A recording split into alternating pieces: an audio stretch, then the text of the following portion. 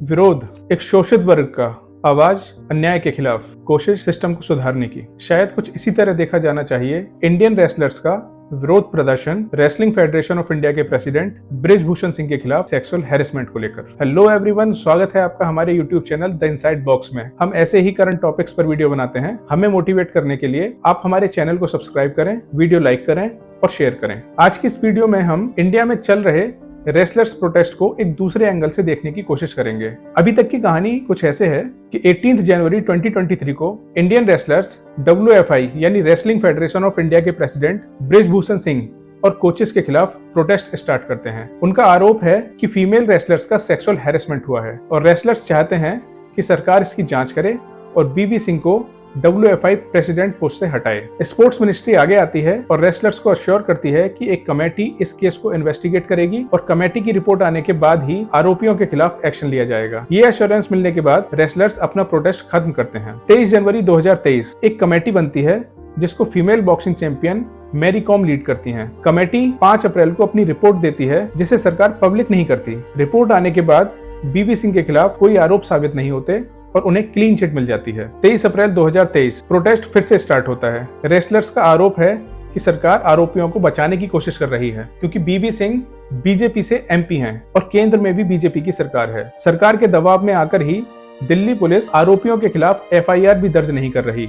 इसके लिए wrestlers supreme court जाते हैं और सुप्रीम कोर्ट के ऑर्डर के बाद दिल्ली पुलिस रेसलर्स की तरफ से 7 FIR रजिस्टर करती है, जिसमें से एक FIR माइनर रेसलर की तरफ से होती है, जिसके बेसिस पर बीबी सिंह के खिलाफ पॉस्को एक्ट के अंडर चार्जेस लगाने की डिमांड की जाती है, पर बाद में ये FIR वापस ले ली जाती है। और अभी पिछले दिनों बीबी सिंह के खिलाफ बाकी की 6 FIR के बेसिस पर दिल्ली पुलिस ने कोर्ट में चार्जशीट फाइल की है। और इस प्रोटेस्ट को देखते हुए WFI ने मई 2023 में प्रेसिडेंट पोस्ट के लिए होने वाले इलेक्शंस को 6 जुलाई तक के लिए पोस्टपोन कर दिया है। ये है अभी तक की कहानी। इस पूरी घटना के दौरान बीबी सिंह ने WFI प्रेसिडेंट पोस्ट से इस्तीफा नहीं दिया और अपने बचाव में कहा कि ये उनके खिलाफ एक साजिश है। अगर उनके खिलाफ सेक्सुअल हैरेसमेंट का एक भी मामला प्रूव होता है तो वो खुद को फांसी लगा लेंगे। ये जो भी कुछ हो रहा है वो महिलाओं की सुरक्षा के लिए बनाए गए नियमों का गलत इस्तेमाल है। 18 मई को बीबी सिंह का एक घटिया स्टेटमेंट आता है जिसमें वो कहते हैं कि रेसलर्स के द्वारा ओलंपिक में जीते हुए मेडल्स की कीमत 15 रुपए से ज्यादा नहीं है। ये तो था प्रोटेस्ट का पहला नजरिया। इस प्रोटेस्ट को दूसरे एंगल से देखने से पहले एक नजर डालते हैं बीबी सिंह की हिस्ट्री पर। बीबी सिंह अभी बीजेपी से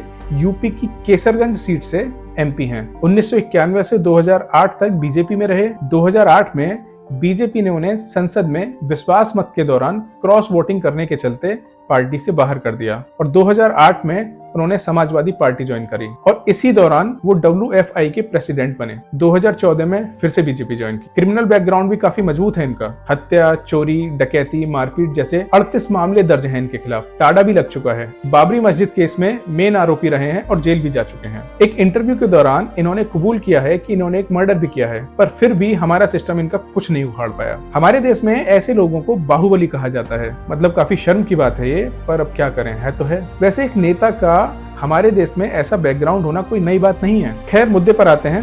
प्रोटेस्ट का दूसरा एंगल। 2011 में WFI इलेक्शंस में कांग्रेस लीडर दीपेंद्र हुड्डा और उस समय समाजवादी पार्टी से MP रहे बृजभूषण सिंह दोनों WFI के प्रेसिडेंट बनना चाहते हैं। उस समय केंद्र में समाजवादी पार्टी के सहयोग से कांग्रेस की सरकार थी, तो बीबी सिंह मुलायम सिंह यादव की हेल्प से दीपेंद्र हुड्डा को इलेक्शन से विड्रॉ करा देते हैं और 2012 में WFI के प्रेसिडेंट बनते हैं। WFI प्रेसिडेंट की पोस्ट मैक्सिमम 4 साल के लिए होती है और कोई भी 3 बार से ज्यादा WFI का प्रेसिडेंट नहीं हो सकता। बीबी सिंह 2015 और 2019 के WFI इलेक्शंस भी जीतते हैं और इस तरह लगातार 3 बार 12 सालों तक WFI के प्रेसिडेंट रहते हैं। इस दौरान वो 2014 में फिर से बीजेपी ज्वाइन करते हैं और बीजेपी 2014 में सेंटर में भी आती है, तो बीबी सिंह को बीजेपी का फुल सपोर्ट मिलता है। इस दौरान दीपेंद्र हुड्डा 2011 से 2023 तक हरियाणा रेसलिंग फेडरेशन के प्रेसिडेंट रहते हैं। बीबी सिंह के टाइम में इंडिया रेसलिंग में अच्छा परफॉर्म करता है और काफी मेडल्स जीतता है, पर ज्यादातर मेडल्स हरियाणा के रेसलर्स ही जीतते हैं। तो बीबी सिंह के वर्किंग पीरियड में WFI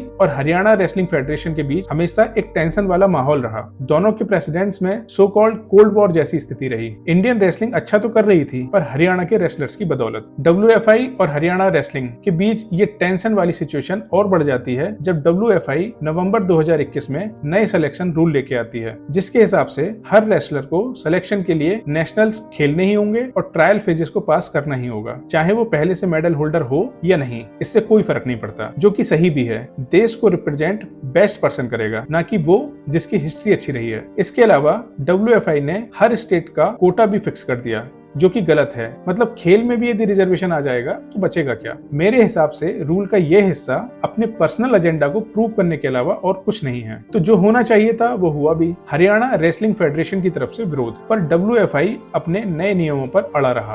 बृजभूषण सिंह और हरियाणा फेडरेशन के बीच इन नए नियमों को लेकर हुई तनातनी में WFI जून 2022 में हरियाणा रेसलिंग फेडरेशन को डिसॉल्व कर देती है और दीपेंद्र हुड्डा को प्रेसिडेंट पोस्ट से हटाकर नया प्रेसिडेंट अपॉइंट करती है। दूसरी तरफ इंडिविजुअल लेवल पर नए रूल्स को अपोज करने के लिए बजरंग पुनिया, विनेश फोगट और साक्षी मलिक गुजरात में हुए नेशनल गेम्स और दिसंबर 2022 में दिल्ली में हुए ट्रायल्स में पार्टिसिपेट ही नहीं करते, और इस तरह WFI के नए रूल्स के हिसाब से सितंबर 2023 में होने वाले एशियन गेम्स में पार्टिसिपेट करने के लिए एलिजिबल नहीं होते। और इस तरह तैयार होती है इस प्रोटेस्ट की बुनियाद। इसके आगे की कहानी आप जानते ही हैं। जनवरी 2023 में ये रेसलर्स बृजभूषण सिंह के खिलाफ जंतर मंतर पर प्रोटेस्ट स्टार्ट करते हैं और आरोप लगाते हैं रूड बिहेवियर को लेकर, मिसकंडक्ट को लेकर, तानाशाही को लेकर और सेक्सुअल हैरेसमेंट को लेकर, और डिमांड रखते हैं कि BB सिंह को WFI प्रेसिडेंट पोस्ट से हटाया जाए, नए सिलेक्शन रूल्स को वापस लिया जाए और BB सिंह के खिलाफ इंक्वायरी लगाई जाए।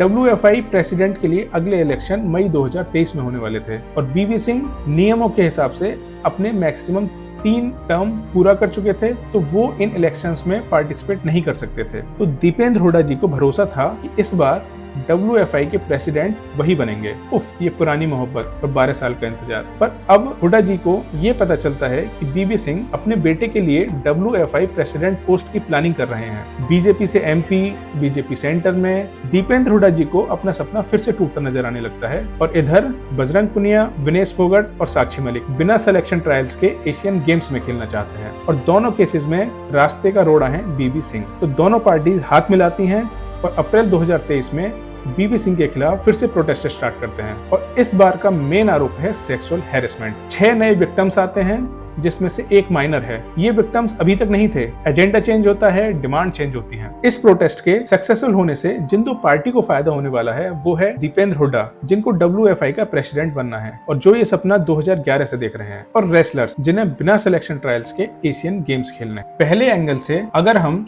ये इंसिडेंट देखें तो सवाल ये आता है कि जिन प्लेयर्स को मेडल्स जीतने पर हम सर आंखों पर बिठाते हैं, तो क्या हमारा सिस्टम इतना कमजोर है कि उनकी तकलीफ में उनके आंसू भी नहीं देख पाता? अपनी समस्याओं को लेकर उनको सड़कों पर उतरकर विरोध प्रदर्शन करने की जरूरत ही क्यों पड़ी? कभी देश के हीरो रहे इन प्लेयर्स को इंसाफ के लिए यदि सड़कों पर आना पड़ रहा है, तो एक आम आदमी इंसाफ के लिए सरकार से क्या उम्मीद रखे? ये सिस्टम, ये सरकार कब तक अपने फायदे के लिए इन सो कॉल्ड बाहुबलियों के अपराधों पर पर्दा डालती रहेगी? कहीं ना कहीं सिस्टम में सुधार की जरूरत है। अब अगर दूसरे एंगल से ये इंसिडेंट देखें तो सवाल ये है कि इस केस में मामला वास्तव में सेक्सुअल हैरेसमेंट का है या फिर सेक्सुअल हैरेसमेंट के खिलाफ जो कानून है उनका गलत इस्तेमाल हो रहा है। सवाल है कि महिलाओं की सुरक्षा के लिए बनाए गए इन कानूनों के बीच क्या पुरुषों के अधिकारों के लिए भी कोई जगह बाकी है? क्योंकि रिपोर्ट्स कहती हैं कि सेक्सुअल हैरेसमेंट के अगेंस्ट बनाए गए कानूनों का 50% से ज्यादा केसेस में महिलाओं के द्वारा गलत इस्तेमाल हुआ है। शायद सरकार को इन कानूनों में सुधार की जरूरत है। हम उम्मीद करते हैं कि सच सामने आएगा और ये सच एक आम आदमी का लोकतंत्र में भरोसा जिंदा रखेगा। जय हिंद।